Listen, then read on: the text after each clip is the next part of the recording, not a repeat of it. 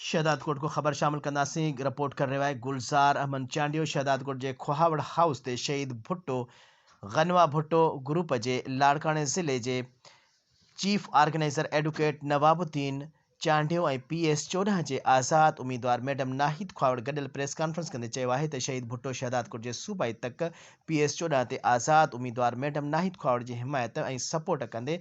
नवाबुद्दीन चांडियो चयो त party chairperson madam गनवा भुट्टो जे हुक्म ते शहीद भुट्टो मैडम नाहिद ख्वावड़ जी हिमायत जो ऐलान कयूं था ऐं पार्टीअ जे जिन दोस्तनि GDA जे उम्मीदवारनि जी हिमायत की आहे उहा उन्हनि जी ज़ाती राय चई सघिजे थी।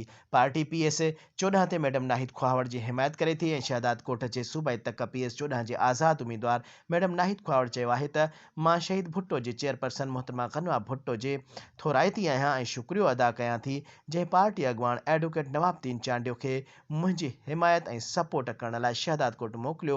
मां पार्टी अॻवान एडवोकेट नवाबुद्दीन चांडियो जो शुक्रगुज़ार आहियां जेको खोहावड़ हाउस ते अची प्रेस कॉन्फ्रेंस करे इलेक्शन में मुंहिंजी हिमायत जो ऐलान कयो आहे।